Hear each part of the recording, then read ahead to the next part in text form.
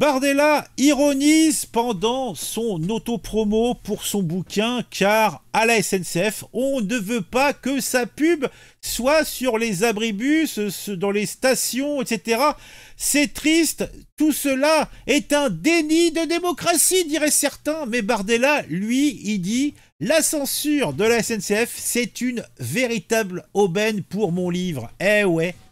Et derrière tout ça, on a la polémique politico-littéraire de l'année, oui. C'est l'événement qui secoue le monde politico-libéraire de cette fin d'année. Jordan Bardella, le président du Rassemblement national, le RN pour les intimes, a lancé une grande opération médiatique pour promouvoir son livre « Ce que je cherche », édition Fayard, qui est sorti en librairie le 8 novembre dernier. Il était l'invité de France 2 dans la nuit de samedi à dimanche, et là, Bardella a abordé la polémique entourant la parution de son premier ouvrage, où se mêlent histoire personnelle et parcours politique. Oh, je sais pas lire, j'attends la fanfic, hein, j'attends qu'on nous fasse un téléfilm, hein, quand il sera président, ils nous feront un téléfilm.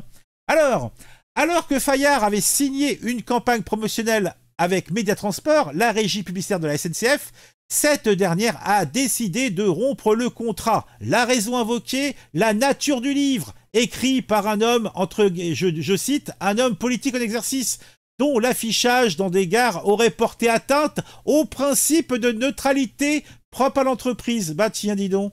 Une décision qui a suscité l'indignation de la maison d'édition qui dénonce une atteinte à la liberté d'expression. Oh, comme il y va.